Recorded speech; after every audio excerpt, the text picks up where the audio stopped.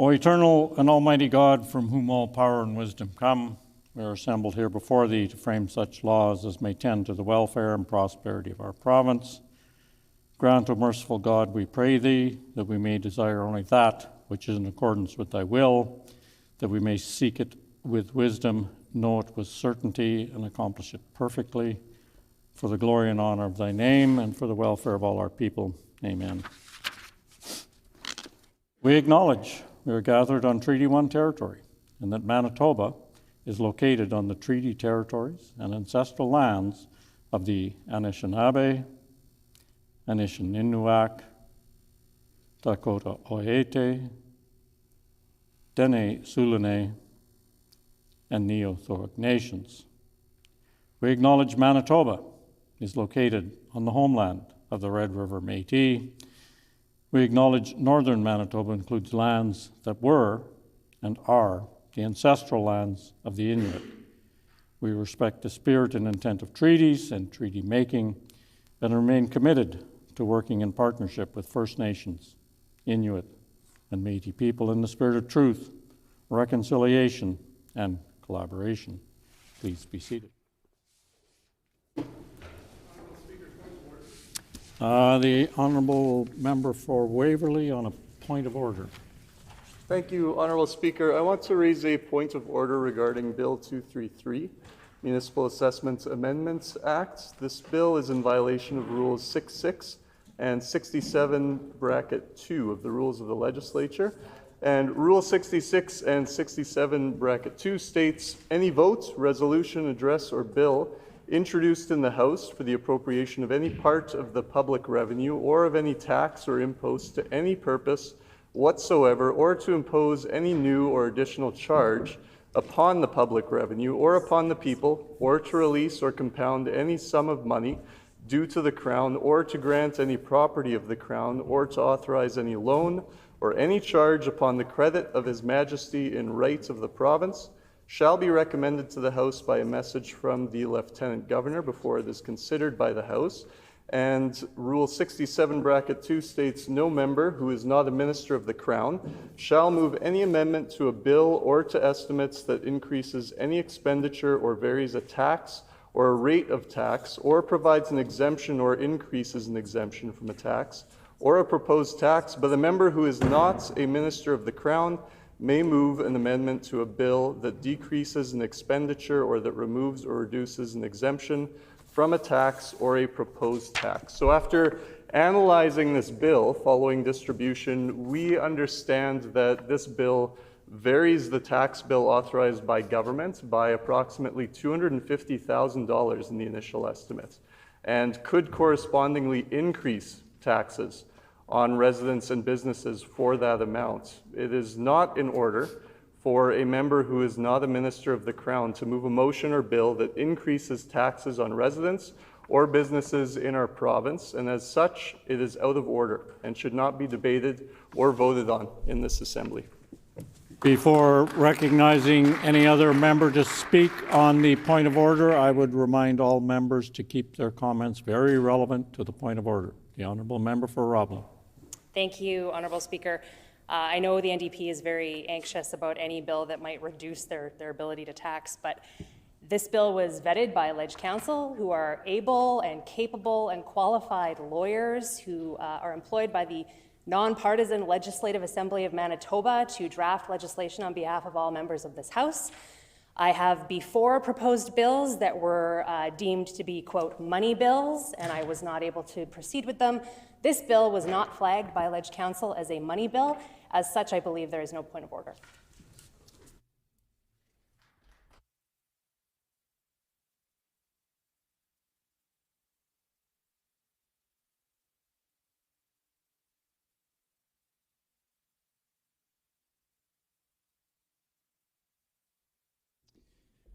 I thank all members for their comments on this, and I believe we'll be taking it under advisement because obviously as Speaker I need to consult our legal advisors to verify one way or the other. So in conclusion, well, I'm taking Bill 233 233 under advisement, it means we won't be able to speak about it until I come back to the House with a ruling on that. So, orders of the day, private members' business. The Honourable Opposition House, no, the Honourable Member for Roblin. The Honourable Opposition Deputy House Leader. Honourable Speaker, would you please call for second reading of Bill 211, the Budget Bill Public Accountability Act?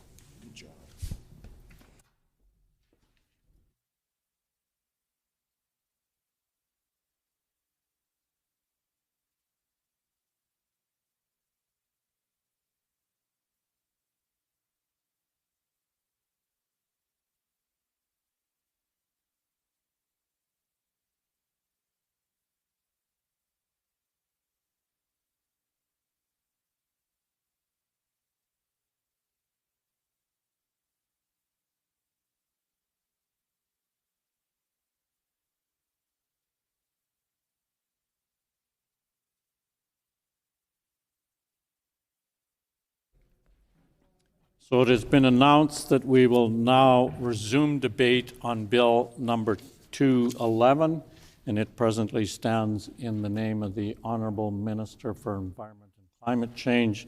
Is there leave for it to remain standing in his name? Leave has been denied, therefore debate is open.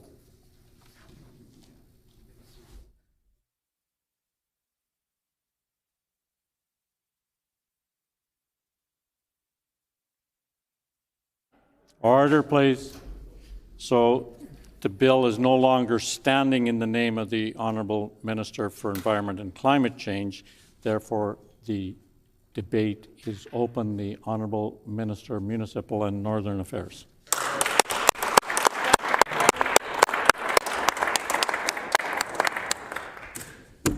Honourable Speaker, it gives me great pleasure to get up in the House. It was interesting to hear prior to standing up that the opposition said I wasn't ready to speak. They obviously don't.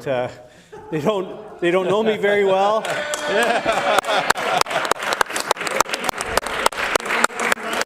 And like we said in Turtle Mountain, bring it on.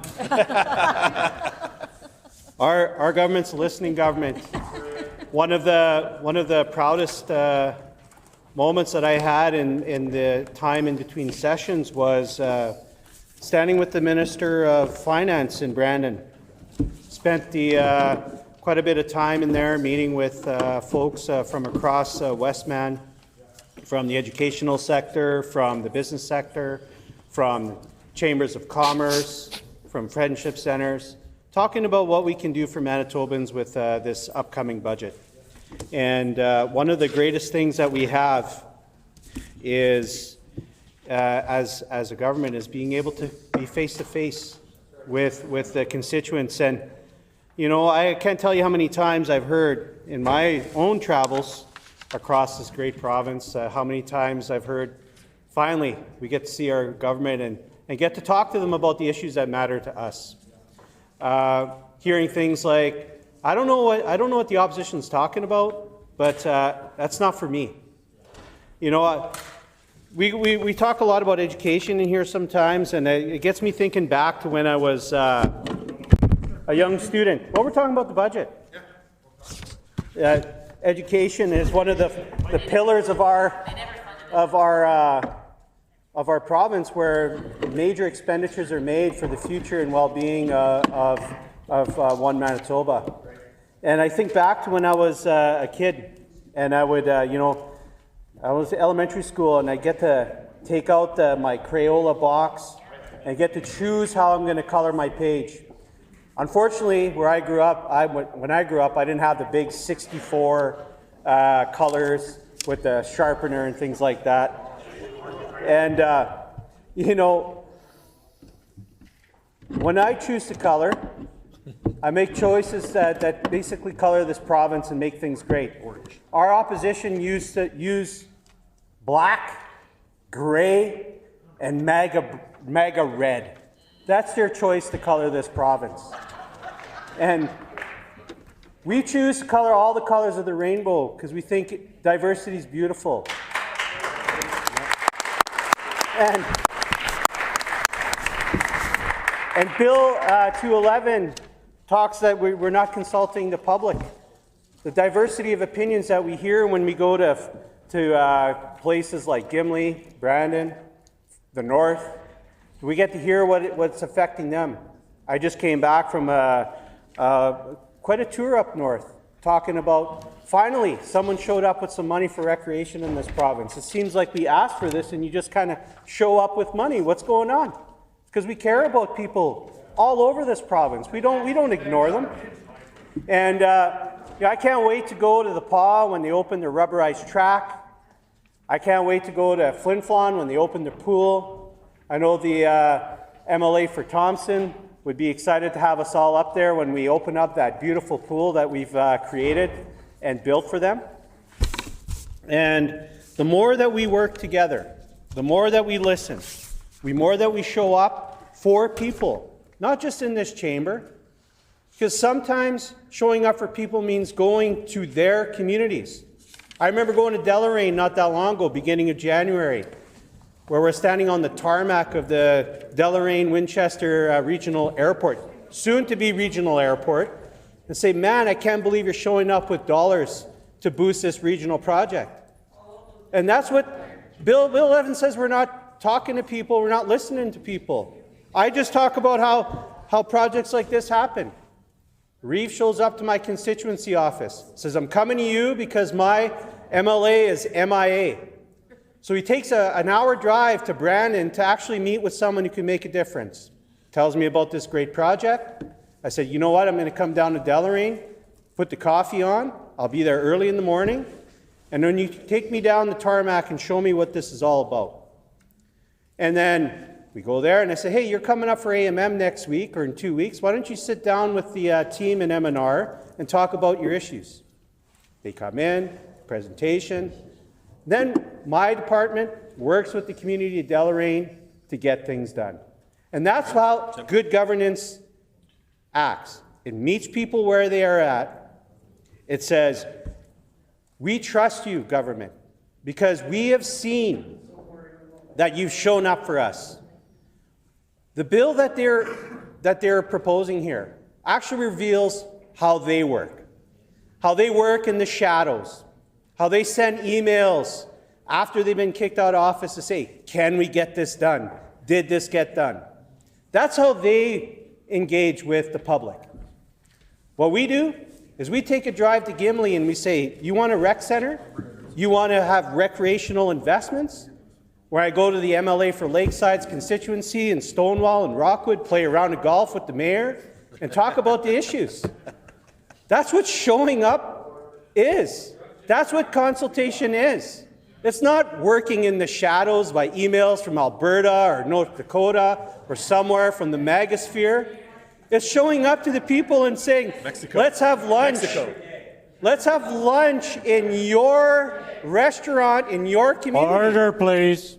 The Honourable Minister of Housing, Addiction and Homelessness and the Honourable Member for Portage la Prairie can quit hollering back and forth across the chamber. I'm trying to hear what's being said. The Honourable Minister of Municipal and Northern Affairs. Thank you. Great job, Glenn. Great job. I'd like to thank the Speaker for referencing Portage la Prairie. I went there at the end of January, and we had the State of the Province. But before I was there, I announced $5 million for their field house in Southport.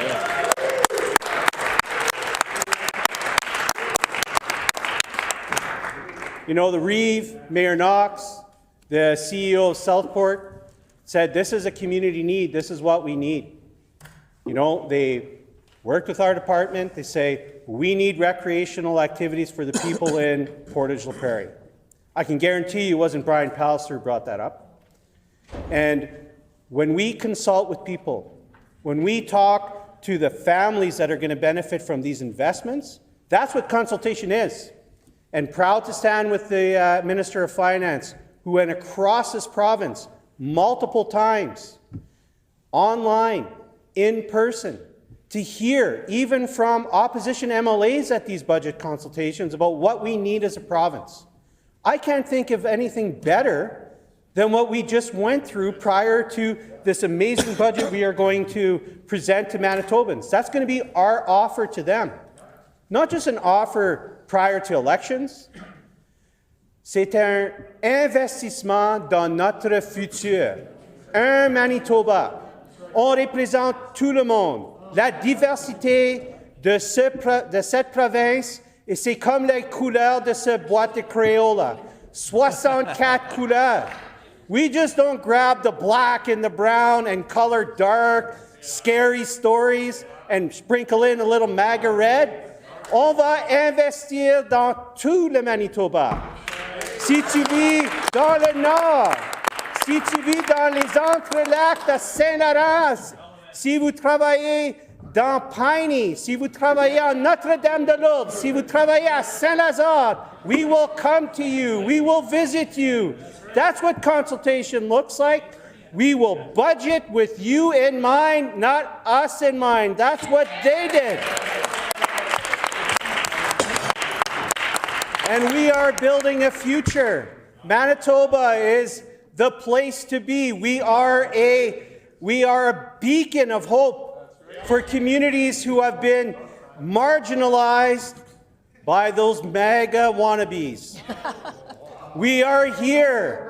We are here to represent you. We are here to show up, whether you are in Brandon East, which will be held by our government for a very long time, or Spruce Woods, or Turtle Mountain, or Agassiz. We are showing up. We are coming for you because we believe in you.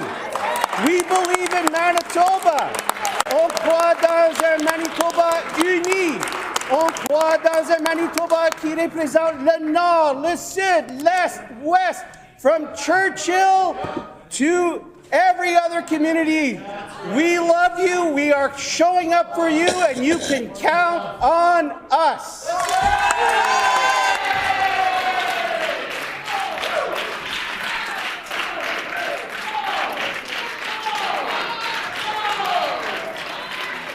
Order.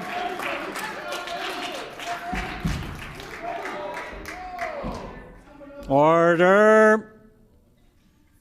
The honourable member for La Vérendrye. Thank you. Thank you, Honourable Speaker. Thank you for that comical presentation that we can always rely on from the member for Brandon East. Honourable Speaker, that campaign-driven style message that was given by the member for Brandon East does not fool any of the hardworking Manitobans. What they're most concerned about is accountability, and the lack of accountability by this socialist NDP government. What they're most concerned about is the tax and spend policies of the socialist NDP government. And it's getting out of hand. Everywhere that we turn, we see how the policies of this socialist NDP government are completely getting out of hand. You know, Manitobans are leading the country on two things, on only two things. And you know, the Premier shouldn't be proud of them, but he is leading the province on only two things. And he gets up and he stands up and he claims that, that this is the right thing for Manitobans and Manitoba's in a better place. You know what those two things are that we're leading Canada on? Tell us. Food inflation, yeah, and tax inflation. Yeah. And honourable Speaker, this bill and bills like 211 are brought forward so that the public, the taxpayer, the people that bear the brunt of the burden, they are listened to. Yeah. So we brought forward a bill telling Manitobans that we know that they expect, and we hear them, that if we were in government, we would listen to them through the committee process as the budget bill is brought forward. Instead, we know why the socialist NDP don't want to hear from the public, because they need to ram through as much taxation as humanly possible.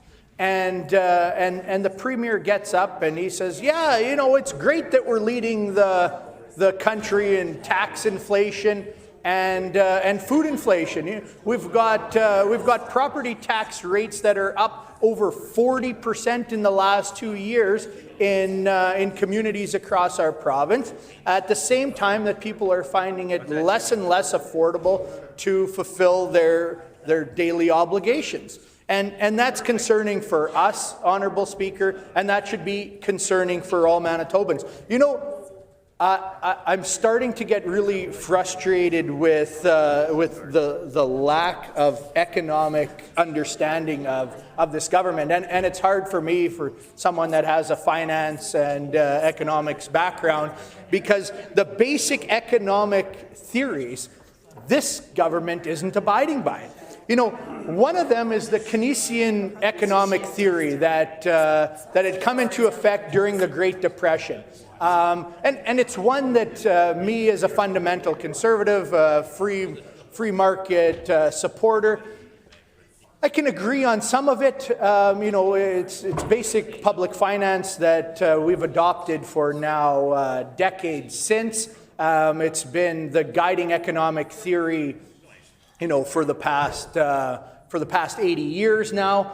But I can agree on some of the fundamentals of it. You know, that's like the Laughing curve and the multiplier effect. These are things that you don't need to be an economist to understand. These are things that are usually taught in high school and definitely taught in first-year economics in university. So I would hope that the finance minister of the government in charge of our province would have some basic economic understanding, but I don't believe that they do. And you know, I would hope that some advisor would be telling the Premier a little bit about basic economic theory. And when we get the member from Brandon East that stands up and says that he's sprinkling money all over the province, that he would understand who that comes from, and that Manitobans aren't fools. Even the Keynesian theory of economics, which is a government-heavy spend-type theory of economic and public finance approach, even the Keynesian theory says that government spending is important, but it's important in the right places. And we as Manitobans can see that that isn't happening under this government. Also, the Laughing curve indicates that cutting government taxation at the most basic level increases economic investment and pays for itself. These are the basic economic theories that got us through the Great Depression, and they have been the leading principles that have guided governments across the Western developed world for nearly 100 years now. This is what has built the world that we are able to enjoy. This is what has built the society and the economy that has made Manitoba the great place that we live today. Unfortunately, this government doesn't understand it, and because they don't understand it, they are trying to hide the facts from Manitobans. They don't even understand what they're trying to hide. They just have some backroom advisors that are doing it for them, and then they get a member like the member from Brandon East to stand up for 10 minutes telling us jokes. Honourable Speaker, I hope that people of Manitoba who are concerned about affordability each and every day, concerned that Manitoba is leading the country on two things and two things only, and that's food inflation and tax inflation. I hope those Manitobans find it very concerning that this government finds it comical that they stand up with a minister during private members' business. They stand a minister to talk about jokes and how that minister is spending more of your tax dollars in areas that you have absolutely no control over. So like I say, Honourable Speaker, if this government had a basic understanding of economic principles, they would take the situation Order, that we're in. please. The Honourable Minister of Education, Early Childhood Learning needs to come to order. The Honourable Member for Laveronda. Honourable Speaker, and it doesn't surprise me that another member is heckling on a subject that they completely don't understand. So what I'm trying to do is make them understand that Manitobans are aware.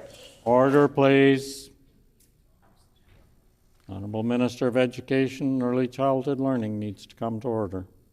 The Honourable Member for Laveronda. Honourable Speaker, just to clarify, this isn't mansplaining, this is explaining. This is explaining the basic financial theories that we should learn as children. And I would expect the minister responsible for education would appreciate that, appreciate educating children on the things that guide society. But no, we don't hear anything about that. We don't hear from the Minister of Education how important it is to educate children on the economy, the exact things that Bill 211 speaks to. The exact things that Bill 211 speaks to. We want accountability for all Manitobans, and we refuse to get it by this socialist NDP government. They are more concerned about having a BITSA bill that hides absolutely everything that they don't want Manitobans to know about. They think that Manitobans aren't smart enough to realize what's going on. And Honourable Speaker, I hear each and every day from businesses. Order, please. Stop. The Honourable Minister of Housing, Addiction and Homelessness needs to come to order. The Honourable Member for Laveronda. Honourable Speaker, we're hearing from each and every minister on that side of the House that has no understanding of how the economy actually functions. So that's great. That's great. We'll continue to hear from those who don't understand the basic theories, have never heard of Keynesian economic theory, have never heard of the Laughing curve, have never heard of the multiplier effect. These are basic economic understandings that this government has no understanding of. And Order, please. I would ask the Honourable Member to keep his comments somewhat relevant to the bill we're talking about.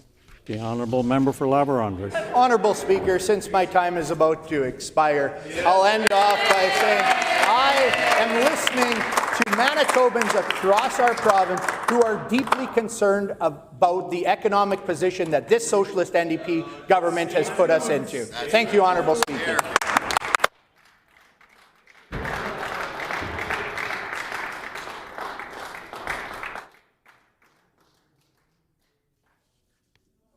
The Honourable Minister of Natural Resources and Indigenous Futures.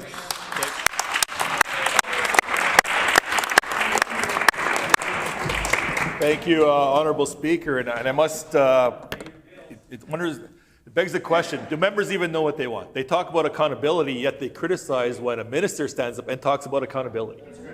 And meanwhile, if we do not speak about it, they say, hey, you have nothing to say, you're not accountable. So here we are, the entire government bench being able to be prepared to talk about accountability. Something members opposite never, ever, ever did. And to quote the member opposite from Laveronda who said, if we were in government, we would listen. Well, you're not in government and you're still not listening.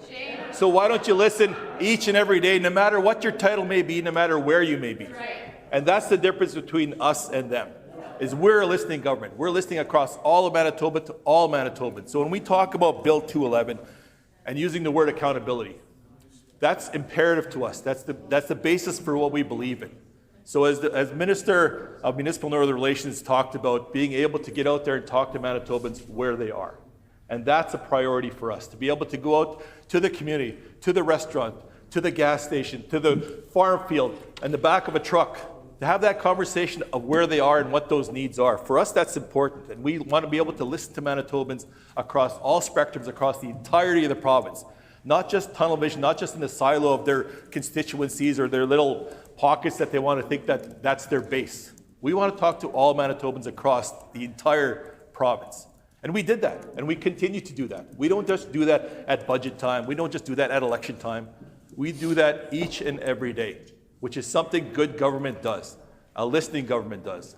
And for us to be able to take those conversations and then bring that into what we do, how we spend, how we invest in Manitobans. So Bill 211 talks about accountability. For us, that's accountability at its core. Being able to say we're out there talking to Manitobans where they are.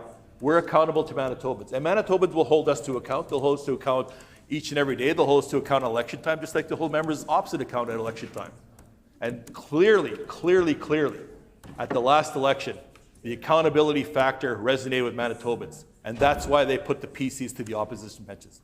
Because they were not accountable to anybody. They were only accountable to themselves, they're only accountable to their select few that they thought this is who we have to win over, because that's their base and that's who they only looked after.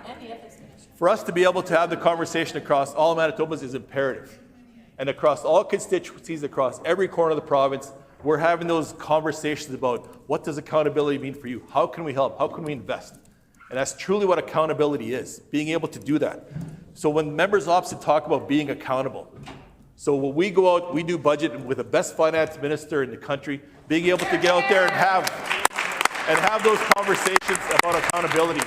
I asked the members opposite, did they do that? When they talk about Bill 211 and accountability, did they do that? And when they went out and spoke to constituents, when they went out and spoke to Manitobans, did they tell them, hey, we're going to cut healthcare, we're going to cut education, we're going to cut social services? And is that something that Manitobans agreed with? I doubt it. I highly doubt it. And that's clearly why they got put to the opposition benches, because that's not something that Manitobans wanted, that's not something Manitobans believe in, and that's not accountability to Manitobans. So for the members opposite to get up and stack and talk about accountability, Honourable Speaker, come on. People do not take them serious, and that's why they put them to the opposition benches. And to this day, they still do not take them serious. So when they come forward and they talk about things that they're trying to create wedge issues on, being able to say, yes, we're going to do this massive amount of spending, but with no plan to spend it, no ability to be able to account for it. I mean, they're sitting there in their offices doing their budgets on Etch-a-Sketch, but what happens when you do that? You shake out those details and there's nothing there. That's really what happens. And there's no accountability in that. To be able to say we're going to do whatever it takes to get elected, which is what they were attempting to do, and clearly Manitobans seen through that. So there was no accountability from them. They said we're going to do what it takes to get elected, and Manitobans are smarter than that. Manitobans are smarter than them, obviously, because they sent them to the opposition benches. So bringing forth Bill 211 to talk about accountability is just ridiculous, because there is no accountability from that side. There's no basis for what they want to be able to get up and talk about, other than to try and create wedge issues to say, this is now, if you give us a chance to be government again, we're going to do this. We're going to be accountable. Well, they didn't even do that themselves. So everything they bring forward in this chamber, including Bill 211, is something they never did. It's almost like do as I say, but not as I want to be able to present things to go. And Honourable Speaker, Manitobans are smarter than that. Manitobans see through that. And for us as government, Bill 211 talks about accountability, and we're accountable to Manitobans each and every day. And that's what good government does. So as the Minister of Municipal and Northern Relations talked about, being able to go and see you where you are, that's accountability. Being able to see and have Manitobans from all across the province see themselves reflective in us as government, in us as cabinet ministers, in us as MLAs is imperative. So the diversity of what Manitoba is today is truly reflective in our team on this side, because we're out there. We are you. And I say that message quite often to folks when I'm out there. And coming out of I Love to Read month, being able to get out and speak to schools, and we talk about accountability in that forum as well too. Those children already know that, and they already know in that moment they could say, yes, I see myself in you. I see a future me in you. And that's accountability as well too. So to be able to give back to those citizens, to those young people, and talk about accountability with a lot of credibility is imperative.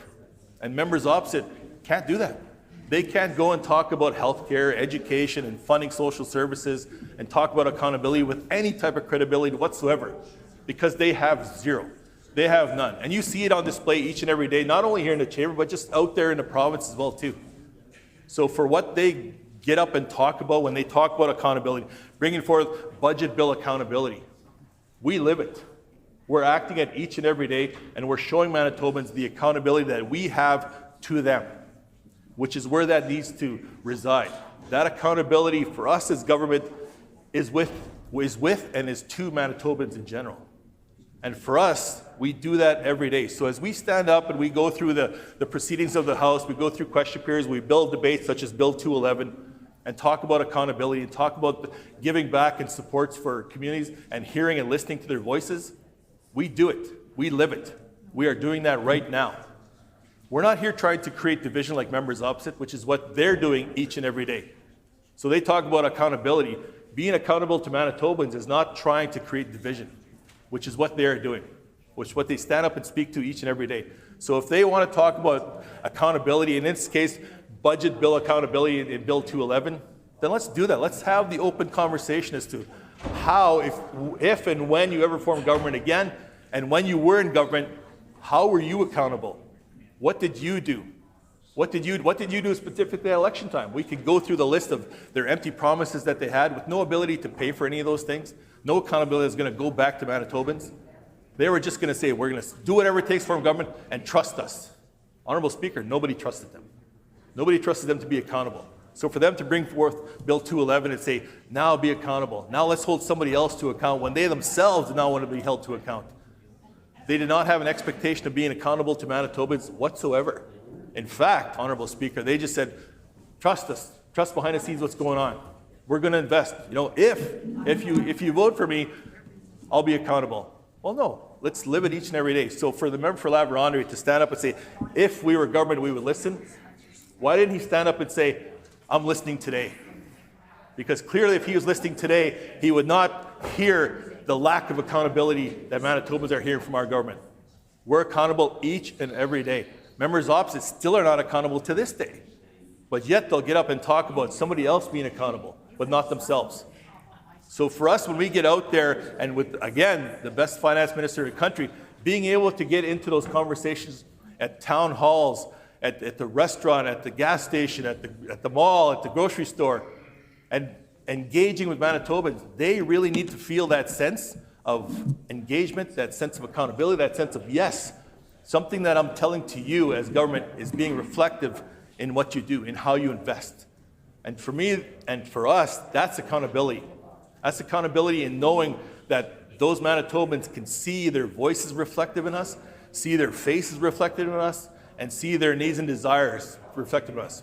And as we go across the entirety of the province, we're investing all over the province in many different ways.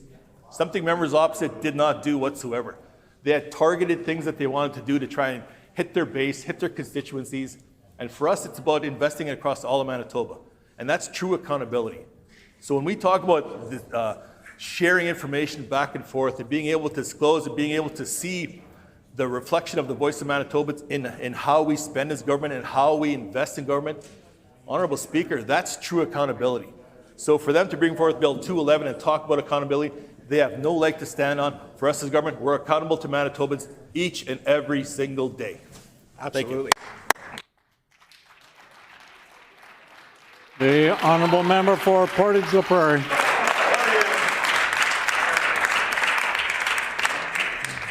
The honourable member for Portage-La Prairie.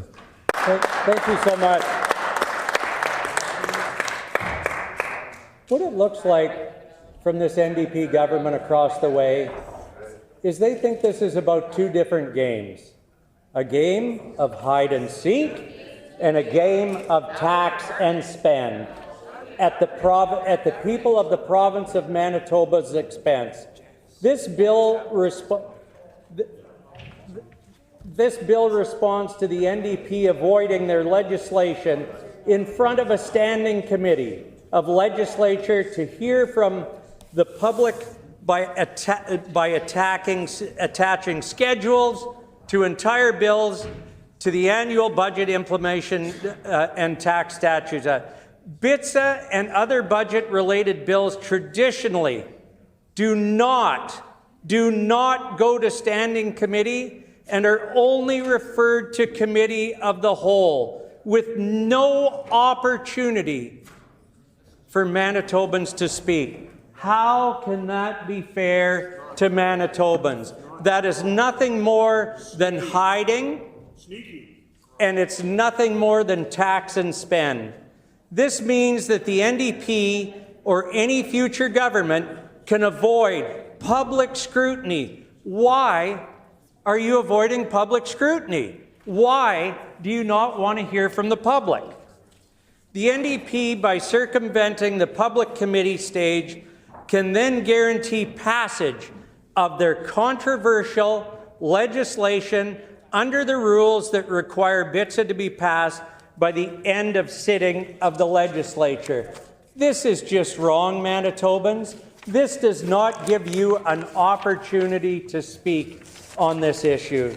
The bill ensures that there is absolutely the minimum level of public scrutiny by requiring all budget bills go to public standing committee meeting for a minimum of 10 hours, then provides opportunity for the public and stakeholders to provide further input into the legislative and budgetary process. Why did the last two members that stood up not speak of that?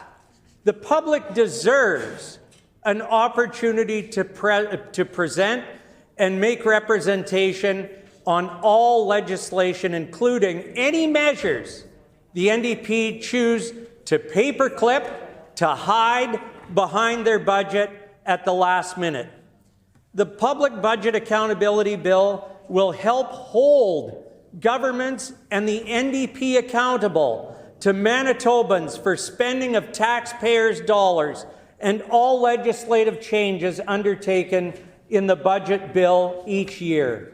We're seeing the flip-flopping happening right now when it comes to the drug consumption site. We're building it, we're not building it. We're building it, we're not building it. Not enough people, too many people. What is it? But we're spending millions of taxpayer dollars because of programs like BITSA that let them hide that. Let them, again, Manitobans, we're spending $2,000 a day on security to watch a brick building. Empty. When we could be putting recovery beds and helping people out there. But no, we want to put, and then this NDP government wants to talk about the environment in their BITSA budget. There's been a truck running since December 5th, not a bit of snow or ice underneath it, that is running 24 hours a day, and they come across and say, we're for the environment. No, they're not. There's a perfect example of that for any of the people that are watching at 366 Henry Avenue. I ask you, go and have a look. Go and have a look and see what this NDP government is doing for the environment. It's just another way of hiding from the public. For too long, the NDP has been unaccountable and tried to hide their legislative agendas in budgetary bills.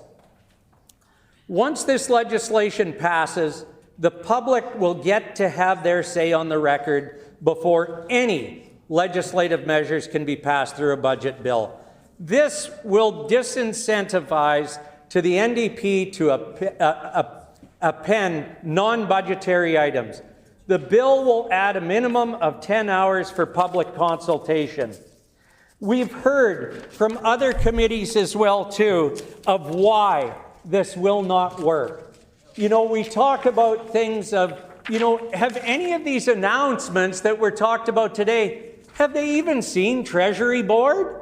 Again, why are you hiding from the public?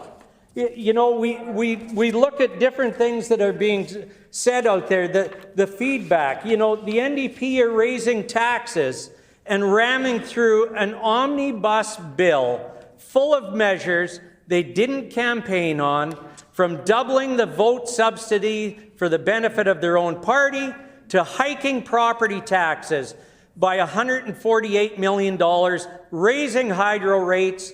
Again, we're doing this over and over. We have to be accountable to the public. What is this NDP government hiding?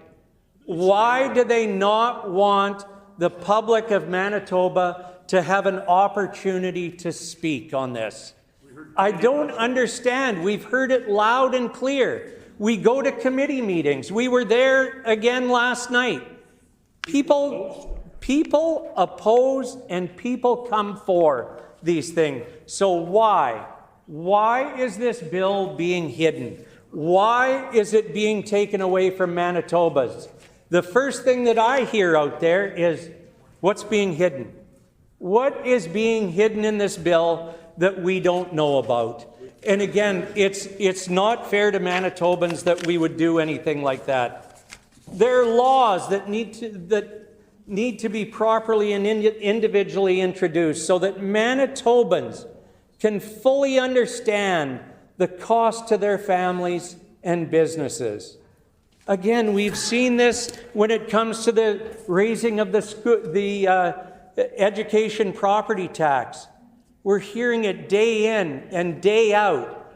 Never in my wildest dreams did I ever think that I would see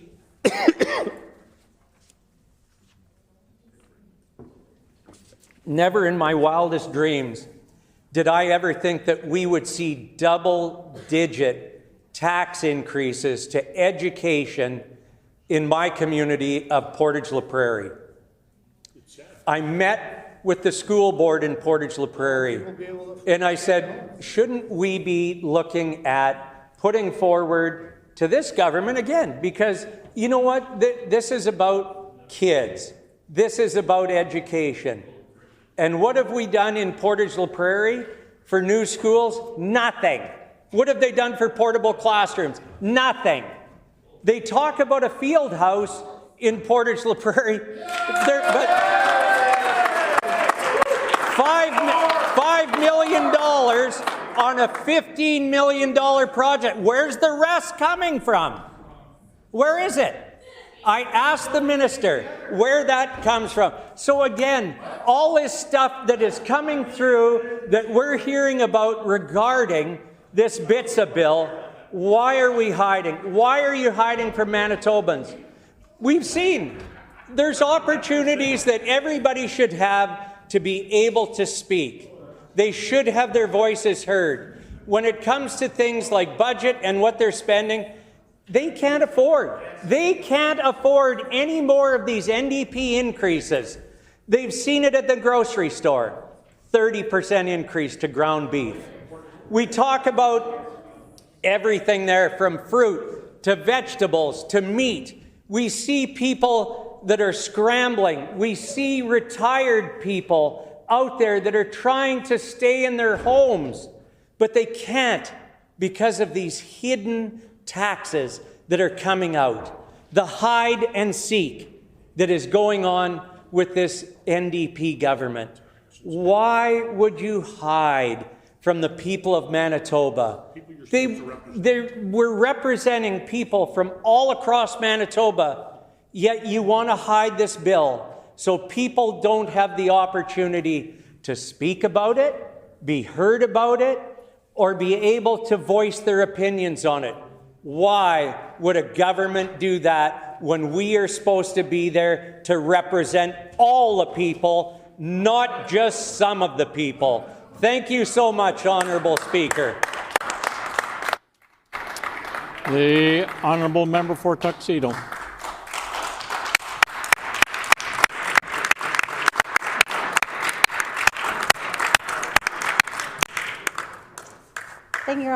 Thank you, Honourable Speaker. Today I rise to speak to Bill 211, the Budget Bill Public Accountability Act. Let me begin by saying something that every member of this House should agree on. Manitobans expect accountability from their government. They expect transparency in how their tax dollars are spent, and they expect their voices to be heard when decisions are made that affect their lives. But Manitobans also expect their government to act. They expect timely decisions when hospitals need staff, when classrooms need support, and when families are struggling with the rising costs of living. Bill 211 claims to strengthen accountability, but when we look closely at what it actually does, it risks doing the opposite. It risks creating delays, duplication, and additional bureaucracy without improving the way Manitobans' voices are actually heard. Honourable Speaker, there are 3 key problems with this bill. First, it duplicates consultation that is already happening. Second, delays. And third, it adds costs and bureaucracy without delivering better accountability. So let me begin with the consultation. Unlike the previous failed PC government, our NDP government is a listening government. We believe decisions should be shaped by the people who are affected by them. From the moment we formed government in 2023, we committed to engaging Manitobans directly in the decisions that shape our province. We know that the best policies are not built behind closed doors. They are built through conversations with the people who live and work in our communities every day. And that is why we held the pre-budget consultations across Manitoba. So again, since our government came into being in 2023, our finance minister has worked very, very hard with his team to make sure that he is meeting Manitobans where they are, to hear their input in every budget that has been created. And so just to name a few of the things that they've done in direct consultations, and this has had the finance minister himself showing up at these consultations. He has been to Kildonan and River East, McPhillips, Transcona, St. Norbert, Brandon, Dauphin, Gimli.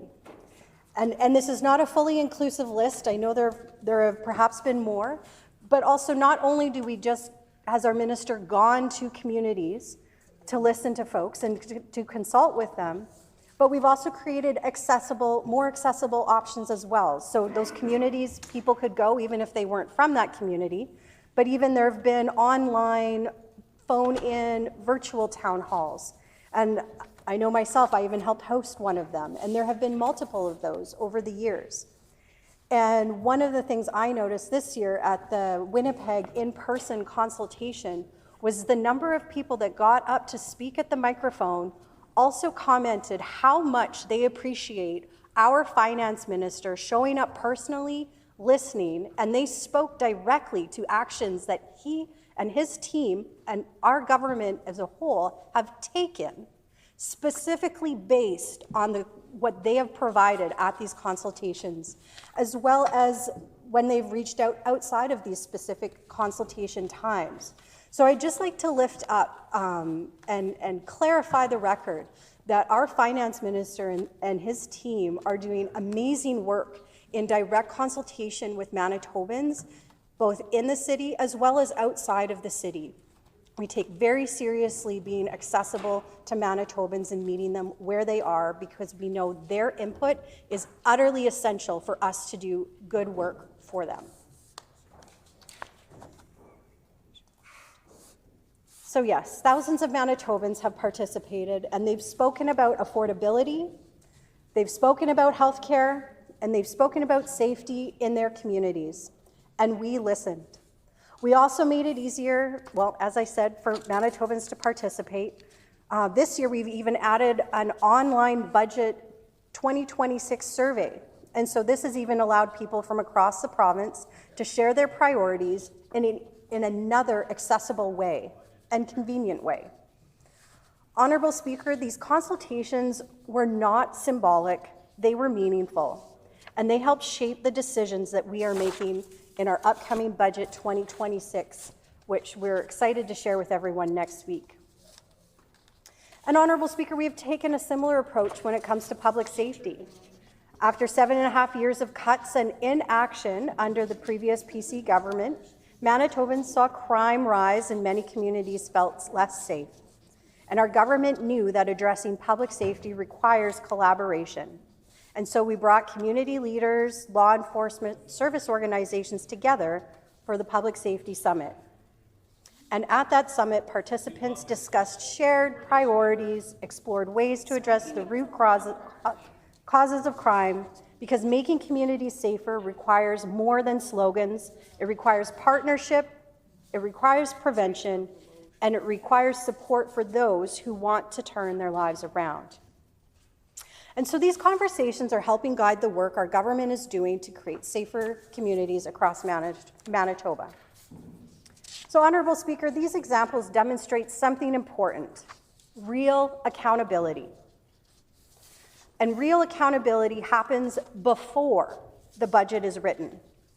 Real accountability means listening to Manitobans before decisions are finalized. And that is exactly the approach that our government has taken. Bill 211, however, risks shifting engagement into a single stage of a legislative process, instead of meaningful dialogue that shapes policy from the beginning. It risks turning consultation into a procedural step after decisions have already been made. And that brings me to the second concern with this bill: delays. Budget implementation bills often contain measures that Manitobans rely on immediately. They can include funding that keeps hospitals staffed, classrooms supported, and programs running for families who need them. When we add rigid procedural requirements to every budget bill, we risk slowing down those investments Manitobans do not want their government tied up. Oh, sorry, I missed. They do not want those investments. We risk slowing down those investments Manitobans do not want their government tied up in unnecessary process when the real problems need real solutions. They want action, and they expect our government to deliver it. And the third concern with this bill is its cost. Bill 211 would require a minimum of 10 hours of committee hearings for every budget implementation bill. That means additional staffing, logistics, and administrative costs, costs that are ultimately paid by Manitoba taxpayers. Accountability is not about adding more process. It is about delivering better results for Manitobans. Honourable Speaker, it is also important to remember the financial situation our government inherited. The previous PC government left our province with a deficit of nearly $2 billion, $1.97 billion. And that is exactly why our government brought in an independent audit. At the same time, Manitobans saw the consequences of those decisions. ERs closed, fewer supports in classrooms, and rising costs for families. Our government is working to repair that damage. Through meaningful consultation and responsible planning, we are building a budget 2026 shaped by Manitobans' voices, rebuilding healthcare, lowering costs for families. Order, please. The hour being 11 o'clock, when this matter is again before the House, the honourable member will have 1 minute remaining. So, as the order time is now 11 o'clock, we'll move on to private members' resolutions. The resolution before us this morning. We'll resume debate on resolution number 5, calling on the provincial government to increase the personal tax exemption, and in the name of the honourable member for Radisson, who has 6 minutes remaining. The honourable member for Radisson. Thank you, Honourable Speaker. I'm grateful that we've had roughly a week now since this bill was originally brought up for second reading in this House, because it's given the community an opportunity to weigh in. I've got an article here from the Brandon Sun, and the headline is, Manitoba Can't Afford PC's Ideological Tax Cut. Honourable Speaker, on that side of the House, they are all about ideology. We heard it in the remarks just recently, but the great thing about us in government is that what they think is campaign lingo is how we actually feel, Honourable Speaker. And what we know about this policy and how Manitobans have demonstrated they actually feel about their recommendation to this legislature is flawed. Honorable Speaker, Manitobans know that, and I'll quote from this article here, by contrast, money spent through government programs has larger economic multipliers because it creates jobs needed to build infrastructure, supports healthcare and education, and is spent by local workers who spend their earnings in their communities. Honorable Speaker, we know that members opposite don't care for creating new jobs. They don't care for ensuring that the average Manitoban has employment, and that's why, they move bills like this that are written on the back of a napkin, that are chicken scratched into legislation, and frankly aren't very well thought out, Honorable Speaker. Further in this article, speaking and amplifying the voice of a Manitoban themselves and the Brandon Sun, I can continue on by saying that that they feel that this is radically reducing income tax for most filers through a higher exemption and is a regressive change that would primarily benefit middle and upper income earners while doing little for moderate and lower income Manitobans. The lowest 30% of income tax filers and many people below the poverty line would get nothing because they already have enough credits to offset the income tax that they owe. Only those earning above the top of the first tax bracket, about $47,000, would see meaningful savings. And so maybe this is what they want because they have a track record when they were in government for giving hundreds of thousands of dollars, millions of dollars to people for whom this would only feel like a drop in the bucket, Honorable Deputy Speaker.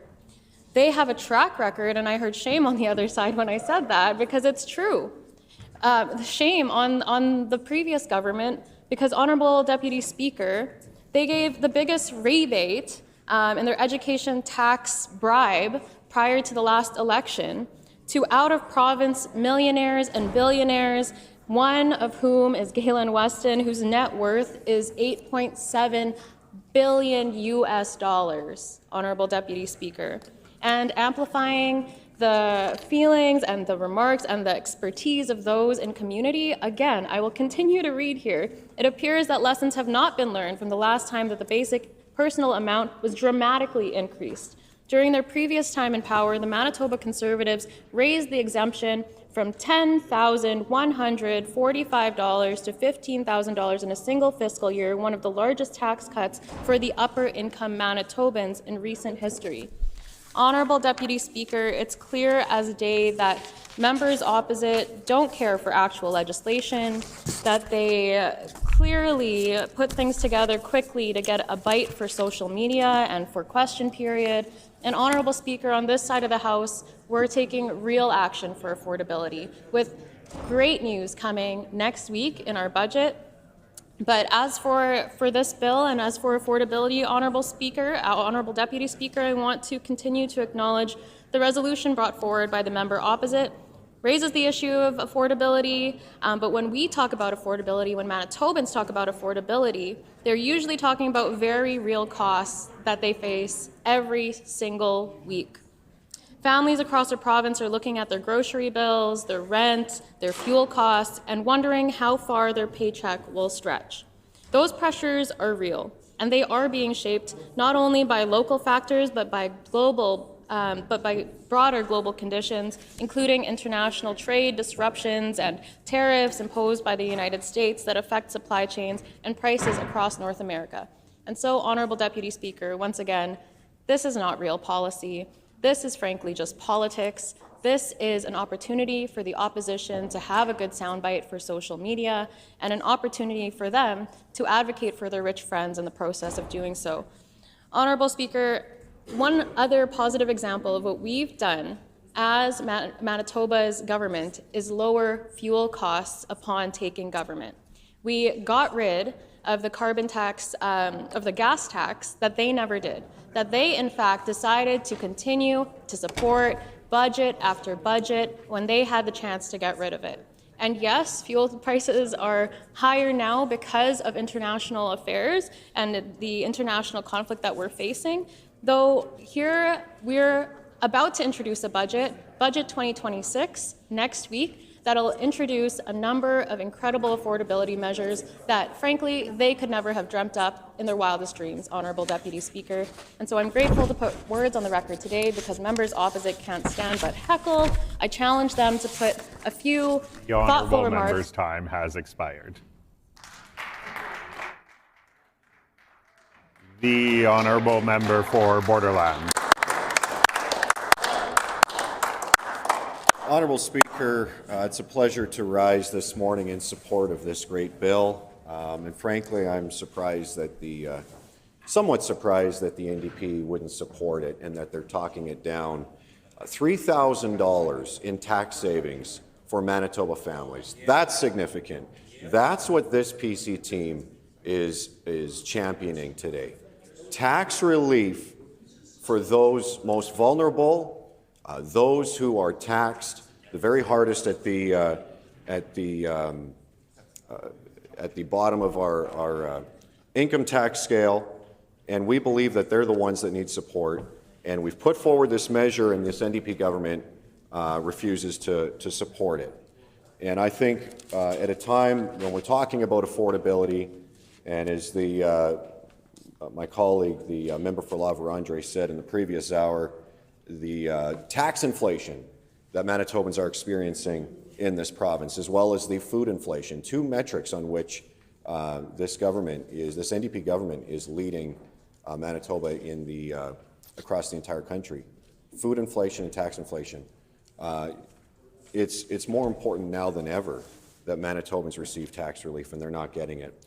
And so it's clear Manitoba families are struggling to keep up with the cost of living under this NDP government. Families are struggling to put food on the table and pay their heating, water, and property tax bills, and they have less and less after-tax income. This NDP government has actually raised education property taxes by over 20%. They have increased income taxes by removing income tax indexation, which amazingly has actually impacted. They actually took it away entirely. They took away the basic personal amount for professionals like doctors. They removed it in their very first budget entirely, which is a massive disincentive for health professionals and doctors to move to our province at a time when we need them more than ever. And sadly, Manitobans are passing away in our ERs under this ER government. They're not getting the care that they need. Wait times are out of control in our healthcare system, and this NDP government is disincentivizing health professionals, doctors, nurses from moving here and being able to provide their expertise within the healthcare system by penalizing them through tax measures. So that is just incredibly backwards, among other things. So our PC team has put forward this plan to raise the basic personal amount to $30,000, which is substantial. In 2016, when our PC government took office, the basic personal amount sat at around $9,000. In 2023, 7 years later, we had raised it to $15,000. Substantial tax savings for Manitobans who need it the most. That was opposed by this NDP government all along the way, and as I said, they've now removed income tax indexing, which will net them $80-some million in increased income tax revenue this year alone. That's money coming out of the pockets of Manitobans. That's going to NDP coffers. That's going to the NDP taxman. But our PC government had a different record. As I said, we raised it from $9,000 to $15,000, and we're now proposing it to raise it from $15,000 to $30,000. And so essentially what that means is that the first $30,000 that a Manitoban earns, they get to keep. That's free of tax. So that's substantial. And, you know, income taxes are actually a disincentive to work. And we need Manitobans out there working, building our economy, generating that wealth, that revenue. They want to be out working. They want to pay down their debt. They want to pay down their mortgages, set money aside for a vacation. if they can, raise their children, put their children through school and all the rest of it. So I don't know why this NDP government wouldn't understand that hey, it's a fundamental principle. The first $30,000 you earn, that belongs to you. That should be exempt from the NDP tax man. That's money that you get to set aside to pay your bills, to deal with the cost of living, to pay for groceries, heating, and the necessities of life, raising your family and all the rest of it. That first $30,000 you own, that's yours. And yet this NDP government stands up again today, members across the way, and they're opposed to it. And because, their fundamental philosophy is that tax revenues is their money. It belongs to them.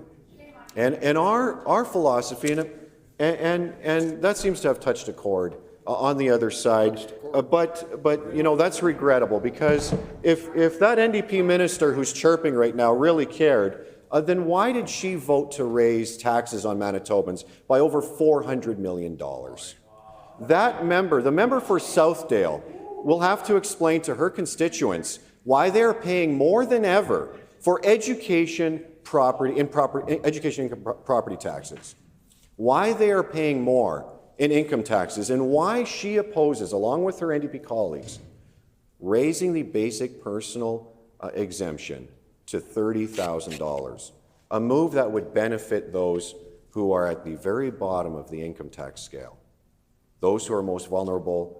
And frankly, she probably hasn't seen the statistics, nor have her colleagues, but actually there's a substantial number of Manitobans who earn less than $40,000. In fact, the member for Southdale would like to know that raising the tax-free amount Manitoba families can earn to $30,000 will ensure that more than 350,000 Manitobans will not pay any income tax.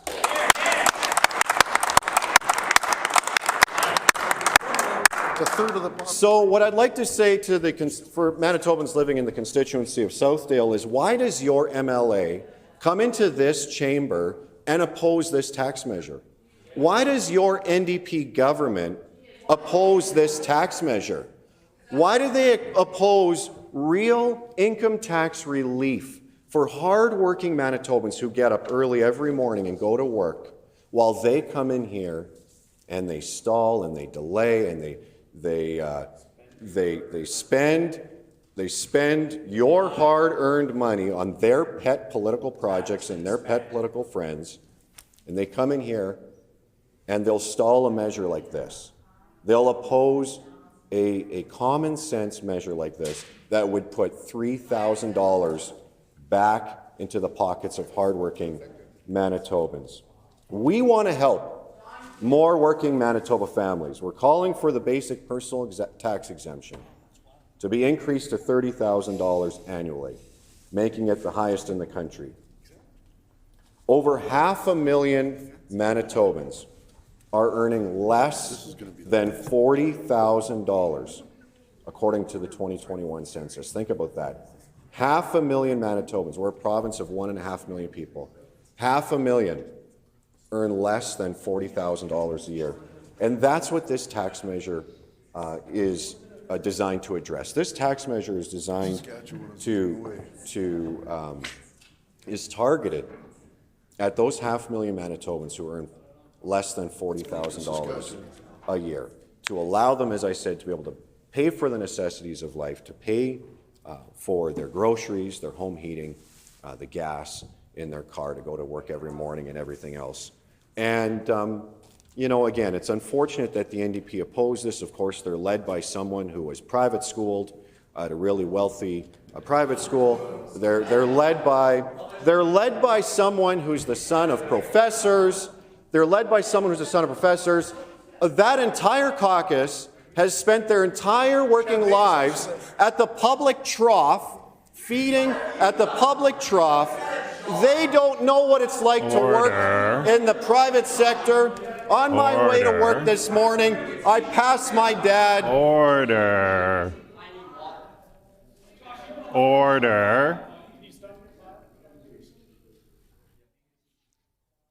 The honourable member for Borderland.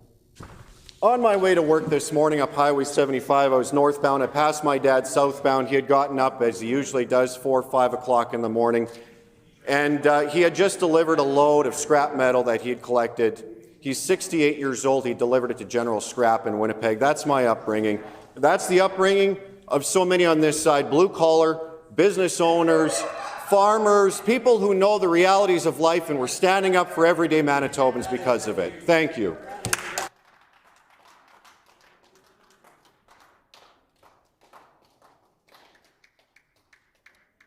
The Honourable Minister of Business, Mining, Trade and Job Creation.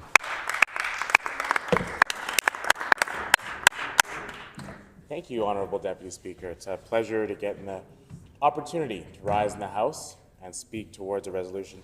And I say that genuinely. Not often we get a chance to actually have our voices heard in the legislative chamber. There are very few Manitobans throughout all of history who had a chance to put words on the record here in this esteemed chamber, and so I count myself very fortunate to be among one of the few people who had a chance to put their words on the permanent official provincial record and speak towards resolutions, bills, question period, debate, and the many other opportunities we have and have the privilege as MLAs to raising our voice. And so I wanted to show some gratitude to having that opportunity in this chamber. I want to make sure I use my time wisely to speak towards this private member's resolution today. Honourable Speaker, I understand we've had some pretty lively debate from members across the floor. It's very good, and I'm pleased to see the passion that people are bringing towards our democracy and the debate that we're having here today. Member for Borderland, I appreciate hearing his story and his background in terms of growing up and his work effort, and I think it's very important to note that this resolution goes towards helping people who are, I would think, meant to be for low-income folks. And that's what members opposite espouse is the purpose of this resolution. However, the reality is that the impact is not exactly as they say. And I think that's often what we hear from members opposite in their bills, their resolutions, or their rhetoric, how they debate, that they try to frame things in one lens in terms of the good it might have for all people or the benefit it might have for low-income Canadians, blue-collar workers. But the reality is that the impact of their decisions, their choices, their proposals, and this resolution included, is that it disproportionately helps the wealthiest Manitobans. It disproportionately helps people with more income levels. And that's exactly what we're seeing with this resolution today. And that's why I don't think what they mean, what they put forward, should be taken seriously by Manitobans. And that's why I don't think this resolution is what we want to be putting forward. Quite frankly, Honourable Speaker, you look at the fact that many Manitobans from a variety of income levels are dealing with affordability challenges right now. And we know that they're facing those affordability challenges when it comes to housing, when it comes to meeting their rent, transportation costs, fuel costs, whether that comes to grocery bills, the daily needs of the average Manitoban. And we understand that as government. We know that things have gotten more challenging over the last 5 or 6 years. We know that the rising inflation rates, the soaring inflation rates that we saw under the former failed government made life more challenging when it comes to affordability for all Manitobans. And we, as a government, are taking real action to deal with the affordability challenges that members opposite suppose and think that this resolution tackles, but it really doesn't. And so we're taking real action to deal with affordability. First, part of our campaign commitment, we said we would remove the gas tax, and we delivered on removing the gas tax. That meant 1 year of lower transportation costs for all Manitobans. Manitobans, particularly in rural areas, as the member from Borderland talked about driving on Highway 75, I agree. Manitobans who drive on the highway each and every day for work, for school, to get across and to live their lives, we wanted to help them with affordability. That's why we gave them a break on their fuel tax. And after that, what was the result?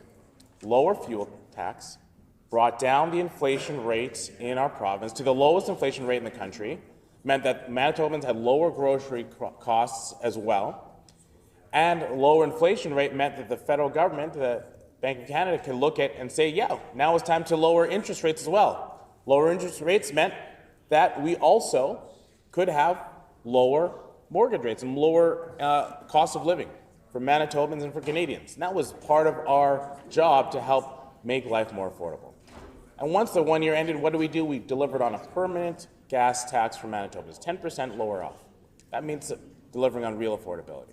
On top of that, we delivered on a commitment to freeze hydro rates, and we're taking more steps to ensure that we deliver on affordability when it comes to grocery and everyday items for Manitobans. That's real action, not this resolution that proposes that some Manitobans will get a greater income tax benefit of this personal tax exemption change that's proposed by members opposite.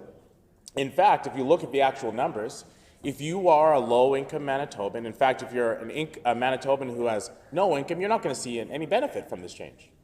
If you're making $1,000 for annually, $2,000, $5,000 annually, you're not going to see any benefit from this change. If you're making $10,000 annually, if you're in that category of being a low-income Manitoban, you're making $10,000 annually, you'll see no benefit from their proposed change. It's only when you start making more money that you'll see more benefit. And that is, by definition, a regressive tax. It helps people with more income level earn and keep more of their money for taxes. Now that's a choice that they're making, putting forward a proposal to make a regressive tax change. Now what's the cost of that proposal? This is directly coming from provincial school property tax. This is directly impacted by the choices that we make on how we fund services like education, like healthcare.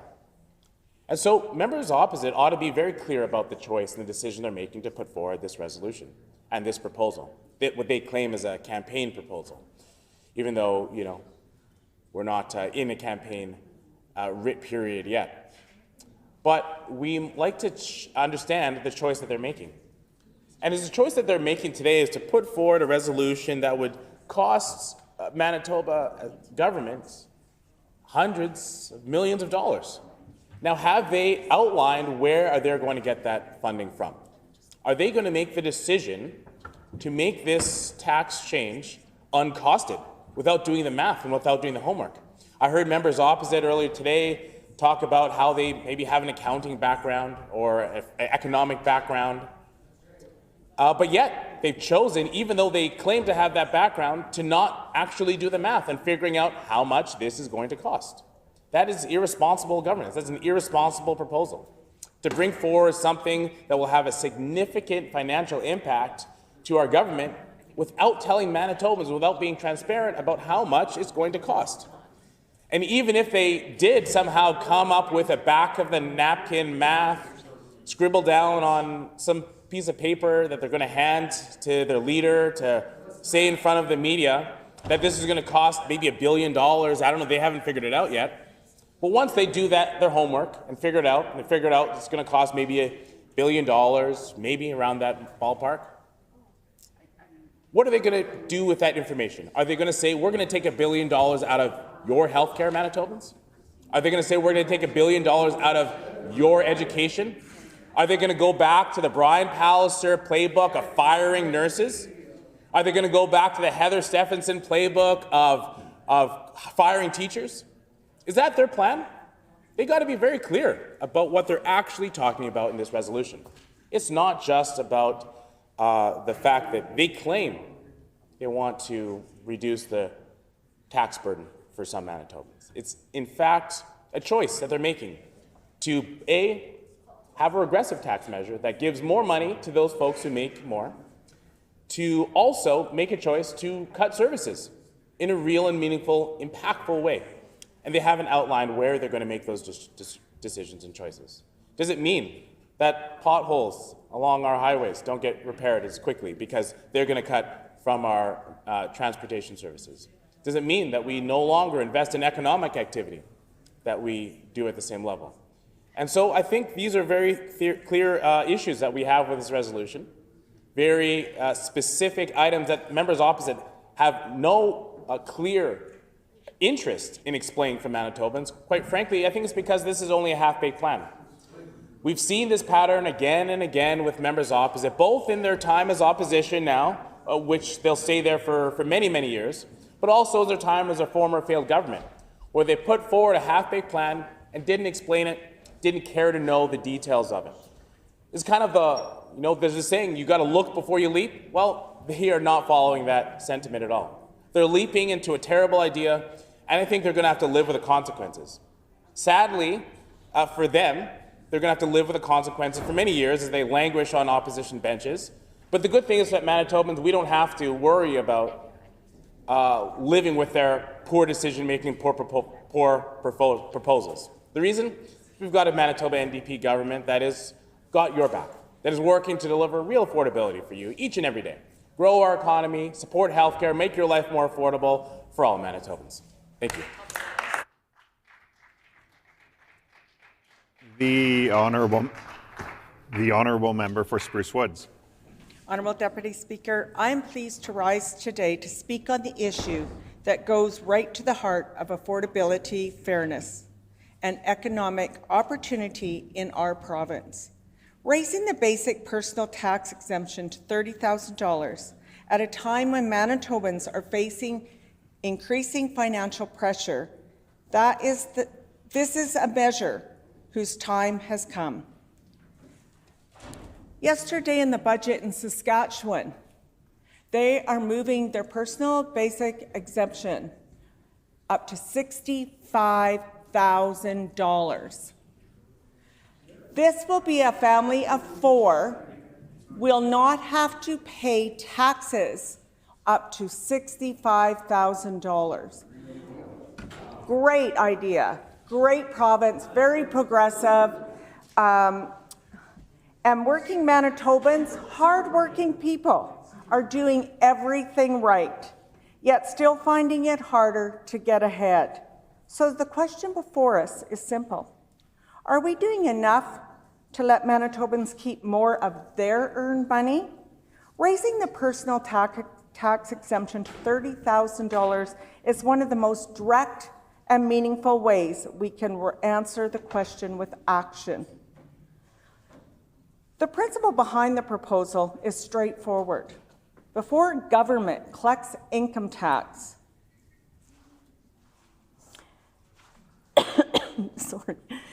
individuals should be able to earn enough to cover their basic cost of living. That's not a radical idea, it's a fair one. When we tax the very first dollars people earn, we are effectively taxing survival. Taxing rent, groceries, transportation, and basic necessities. We say clearly the first portion of your income belongs to you, to live, to support your family, and to build stability.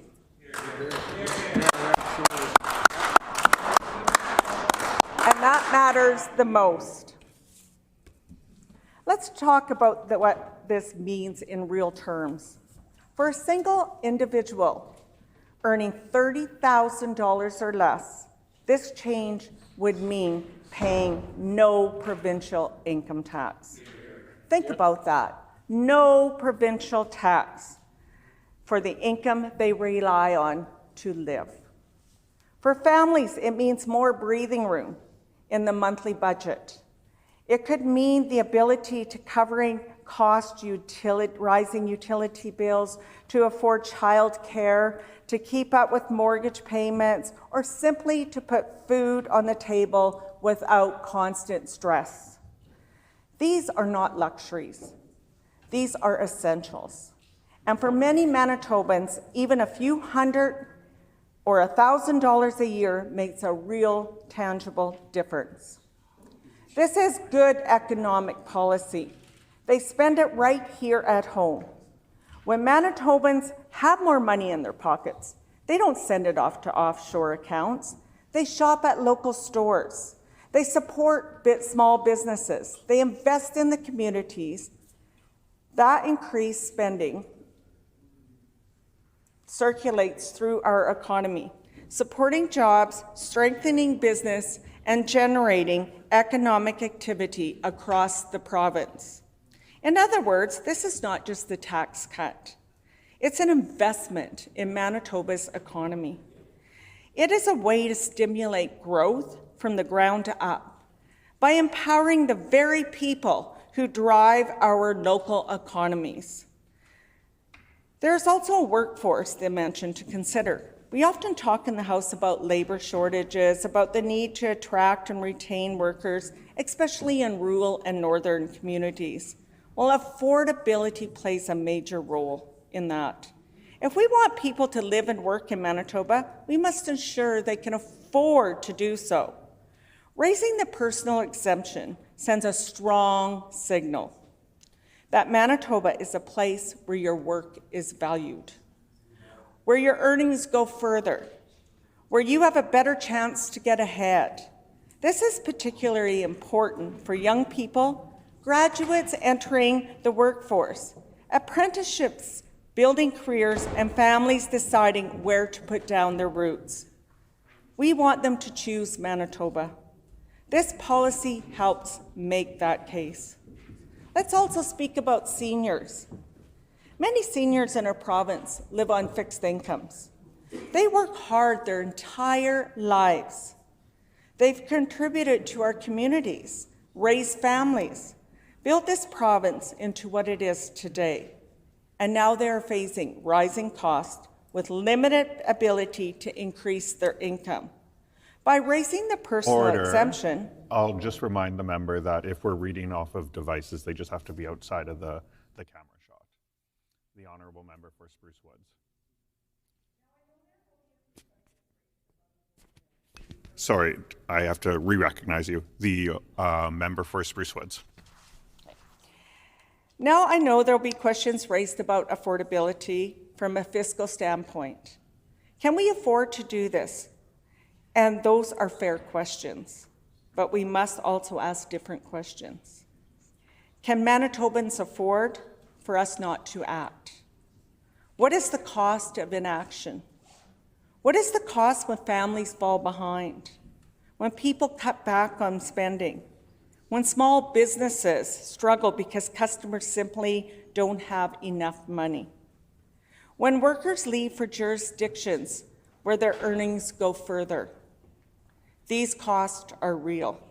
They show up in a slower economic growth, increased demand for social services, and greater financial strain across the province. Investing in Manitobans' ability to succeed is not a cost. It's a foundation for long-term prosperity. This proposal is also simple and transparent. It doesn't require complex applications or eligibility requirements. It doesn't create new bureaucracy. It applies to everyone. Every Manitoba who earns income benefits. That simply matters. It ensures that support reaches people directly, without barriers, without delays, and without confusion. At the end of the day, it's about values. Do we believe that the people should be able to meet their basic needs before paying income tax? Do we believe that work should be rewarded? Do we believe that government should ease the burden when times are tough? I believe Manitoba would answer yes to all of these questions. And I believe as we, legislatures, should do the same. Raising the personal tax exemption $30,000 is practical, responsible, and a compassionate step forward. It supports families. It strengthens our economy. It respects the dignity of work, and it helps build a Manitoba where opportunity is not out of reach, but within grasp for everyone. So let us move forward with confidence. Let us take this step to support Manitobans where they need it the most. And let us show that we are prepared to act, not just with words, but with meaningful policy that makes a real difference in people's lives. If you want, thank you. And I just want to make note that years ago I worked for a year with my job in Saskatchewan.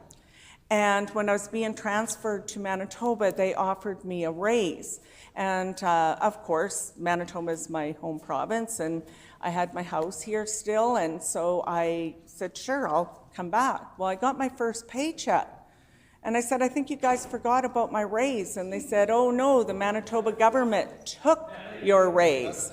So we need to keep our youth here, and we need to help them. We need to reward hard-working Manitobans. Thank you, Honourable.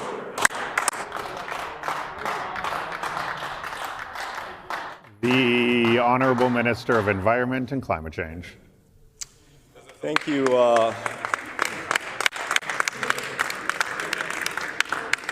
Thank you, Honourable Deputy Speaker.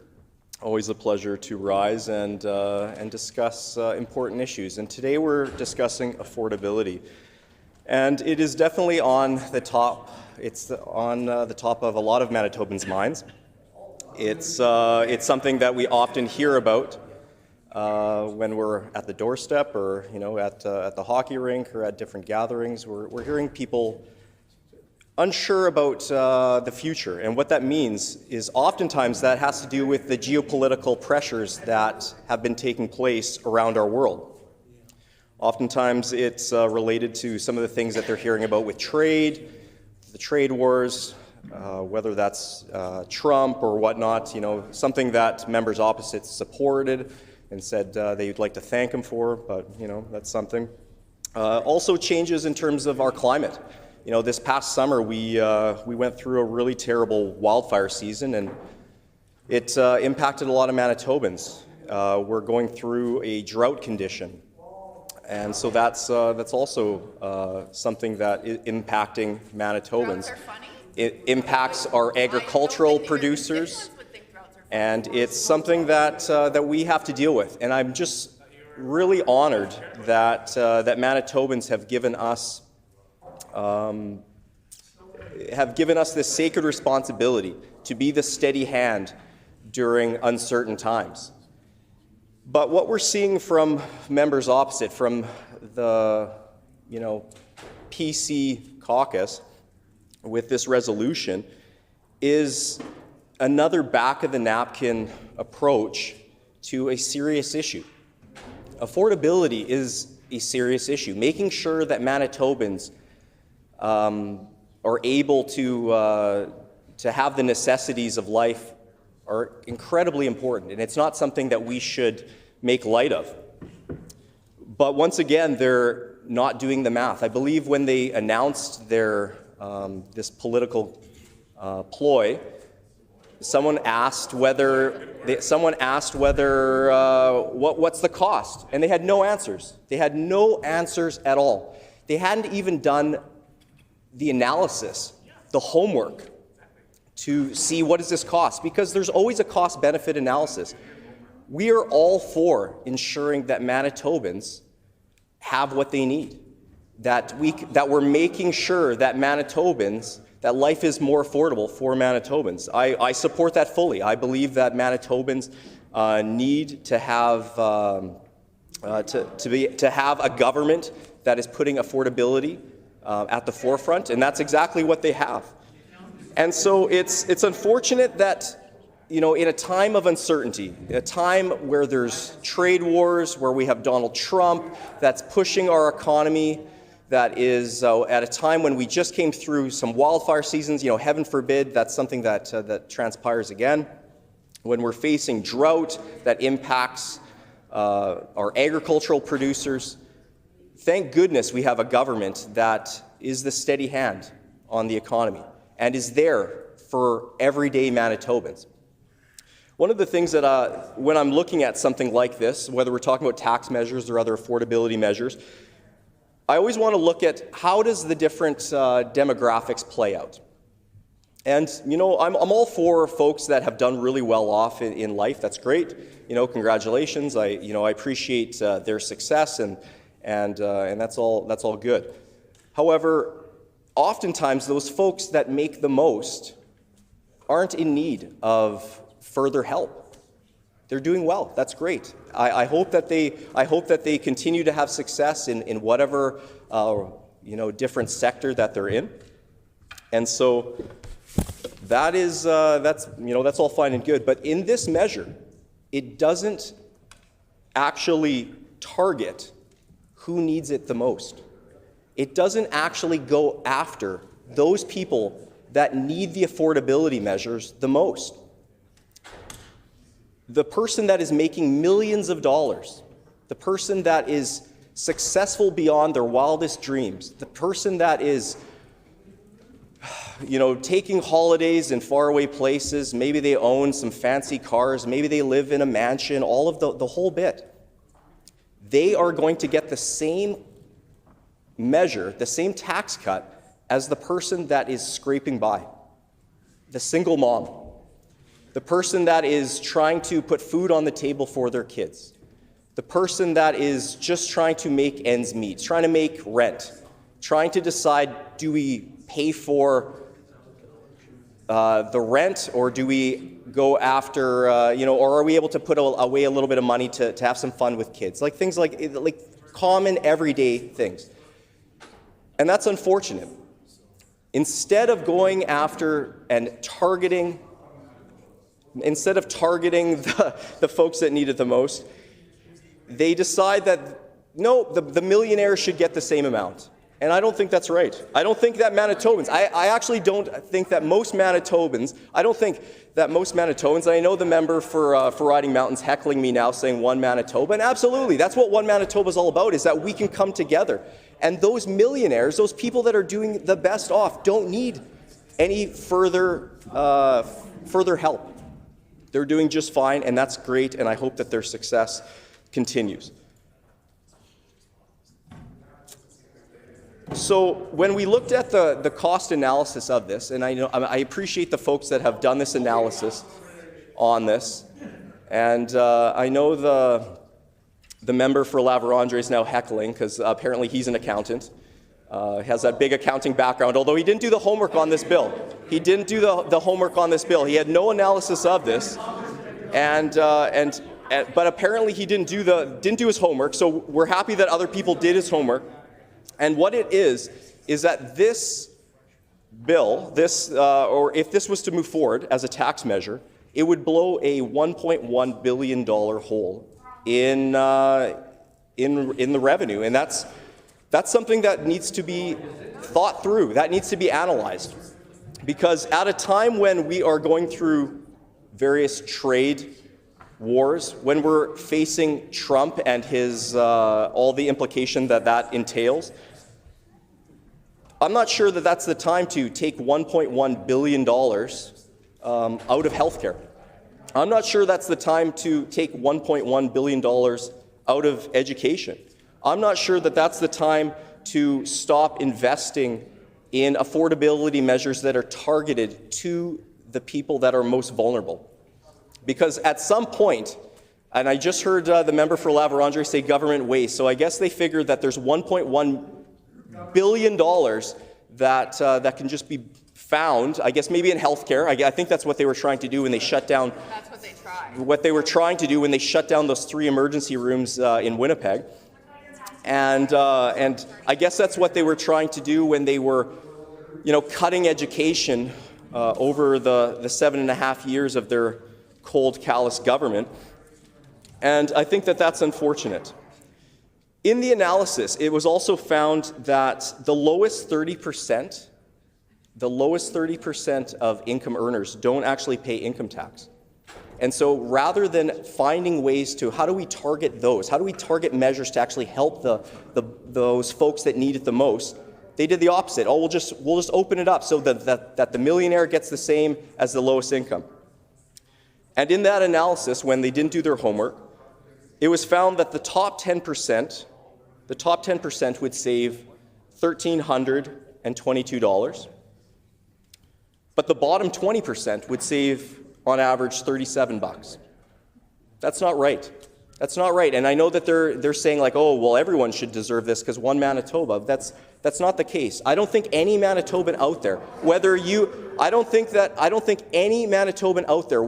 are a millionaire or someone that is struggling to get by, would agree that the top 10% should get $1,322, while the bottom gets $37.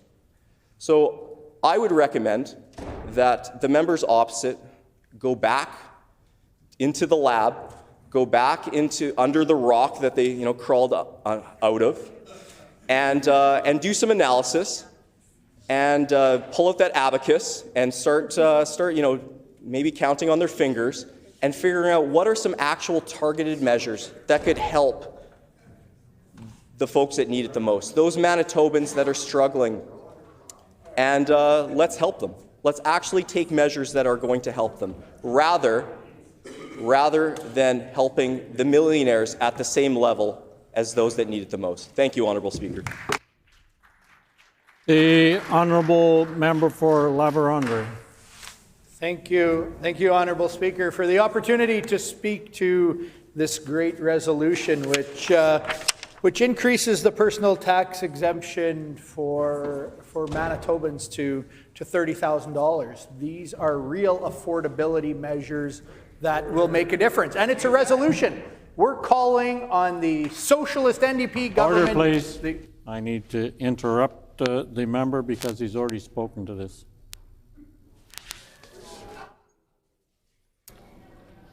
Anybody else wishing to speak?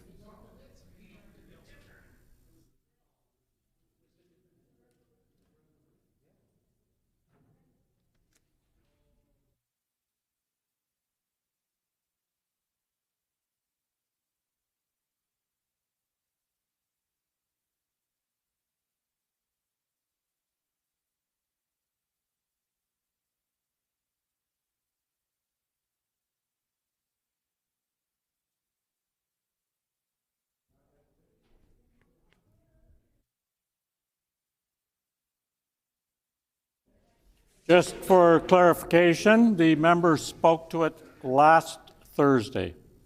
So, the Honourable Member for McPhillips.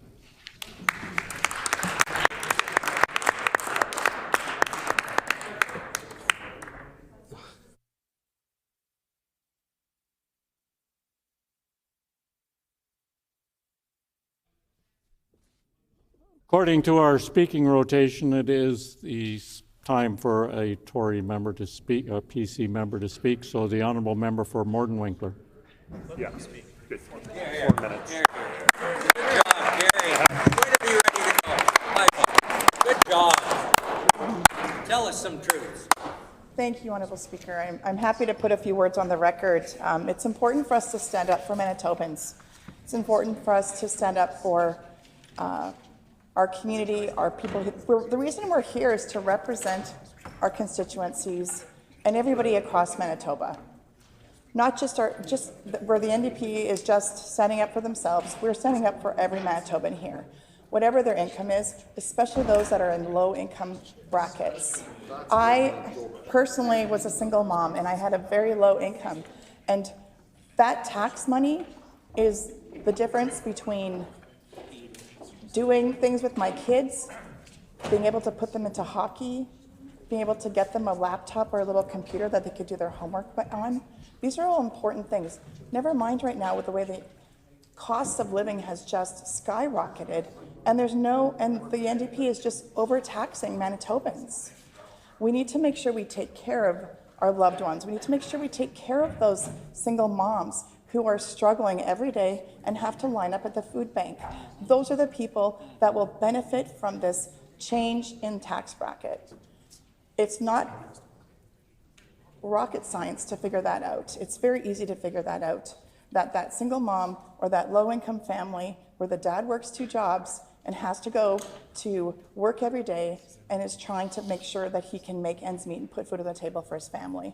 That tax bracket, that tax money that stays in their pocket is the difference between them lining up at the food bank or being able to go to the grocery store and buy food for their families.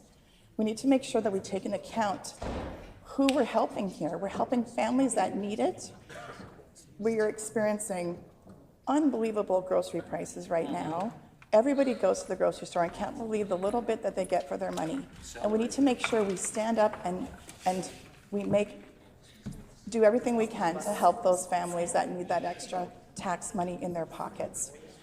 Currently, the NDP is raising taxes on families. They're raising taxes on property. It's already hard for people to purchase properties, but now the taxes on their homes is so high that they don't even want to buy a home. We need to make sure that we meet the need and we actually take an account to those families that need that money in their bank accounts. It's important for us to advocate for families, for people who need that extra money to live every day. And it's selfish for people to stand up here in this house and talk about how this isn't going to help them. It's ridiculous. Of course this is going to help families. Families cannot just live off of love, and they need money. Let's be like, come on, let's be real here. They need to have a financial, tangible dollar to go out and buy milk, not just a 2-cent savings. Let's be real. I know what it was like to not have money in the bank account to buy milk. We need to make sure we put that money from that tax that mom, she's a waitress, she's out there every day working hard for that single dollar. She needs to keep that dollar in her bank account. It's important for us to make sure that we do everything we can for that family to keep that dollar in their bank account. I would encourage everybody in this house to look at how we can make a difference and save families that are struggling right now with affordability, to save any dollars we can to help them. This should be all of our goal right now. Over 50% of Manitobans right now are living paycheck to paycheck. Over 50%. That's unacceptable. We need to be looking at the families. We need to look at people. We look at seniors who are struggling, that can't even go to the food banks because they don't have a driver's license. What are we doing for them? This is a tangible way for us to make life more affordable for every Manitoban that needs that help in Manitoba. Thank you, Honourable Speaker.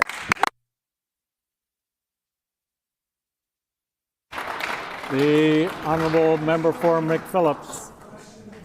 The Honourable Member for McPhillips.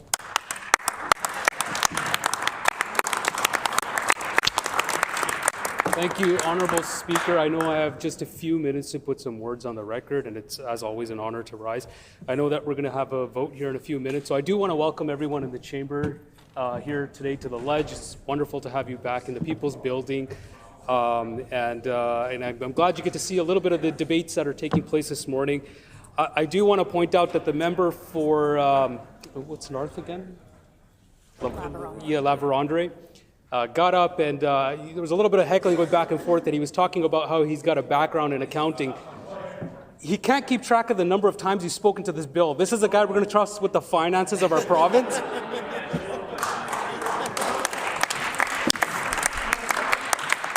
And that just speaks to the comedy of this resolution. The member for Morden yesterday was speaking to media, and she called this resolution aspirational. Aspirational. A $1.1 billion hole to the Manitoba finances is aspirational for the PCs. And that's not even true either. Aspirational. It's not realistic. And the question that I would ask the members opposite is, what are you going to cut to pay for this? Order, please. When this matter is again before the House, the Honourable Member for McPhillips will have 8 minutes remaining. The Honourable Member will have 9 minutes remaining. When this, the hour being 11:55, in accordance with Rule 24(7), I'm interrupting proceedings to put the question on the deferred division before us. Rule 24(8) states that where there are multiple deferred divisions scheduled, the vote shall be called, so there are not multiple ones. So the question before us this morning is the deferred vote on Bill 232, the Autism Strategy Act. All those in the House in favor? Just the recorded vote. Call in the members.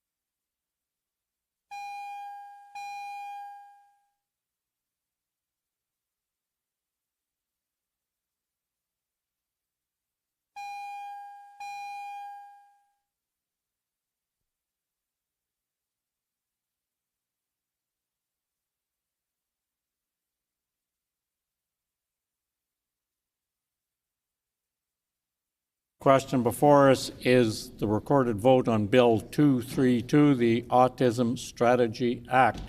All those in the House in favor of the motion, please rise.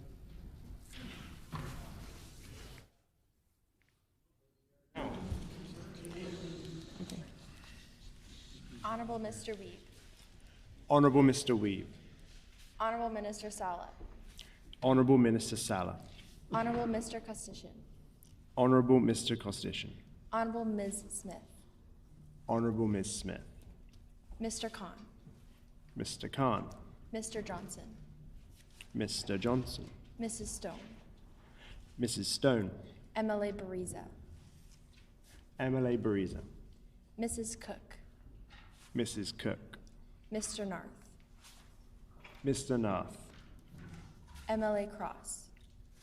MLA Cross. Honorable Mr. Bushy. Honourable Mr. Bushy. Honorable Minister Simard. Honourable Mr. Samad. Honorable Minister Marcelino. Honourable Minister Marcelino. Honorable Minister Kennedy. Honourable Minister Kennedy. Honorable Mr. Moses. Honourable Mr. Moses. Honorable Minister Cable. Honourable Minister Cable. Honorable Mr. Sandhu. Honourable Minister Sandhu. Honorable Minister Moyes. Honourable Minister Moyes. Honorable Minister Morose. Honourable Minister Morose. Mrs. Hebert. Mrs. Hebert. Mr. Balkin. Mr. Balkan. Mr. Ginter. Mr. Ginter. Mr. King. Mr. King. Ms. Laughlin. Ms. Byron. Ms. Byron.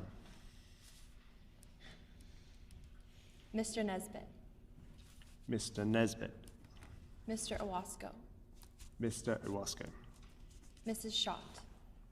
Mrs. Schott. MLA Malloway. MLA Malloway. MLA Devgan. MLA Devgan. MLA Compton. MLA Compton. Mr. Oxenham. Mr. Oxenham. MLA Corbett. MLA Corbett. MLA De La Cruz. MLA De La Cruz. Mr. Blaschko. Mr. Blaschko. Mr. Brar. Mr. Bra. MLA Redhead. MLA Redhead. Mr. Schuler. Mr. Schuler. Mrs. Robbins. Mrs. Robbins. Mr. Prashant. Mr. Pashat. Mr. Wolchuk. Mr. Wojcik. MLA Vasiliev. Mr. Vasily. MLA Lamoureux. MLA Lamoureux. All those in the House opposed to the motion, please rise. We will now conduct the alphabetical roll call of members participating virtually, asking each remote member to audibly state their vote, with responding with either I vote yes or I vote no. I would also remind members to unmute their mics only when they are recognized and then immediately mute them again once they have declared their vote. The page will now conduct the remote vote. MLA Lagasse. I vote yes. MLA Lagasse votes yes. Honorable Minister Schmidt. I vote yes. Honourable Minister Schmidt votes yes. Mr. Wharton. I vote yes. Mr. Wharton votes yes.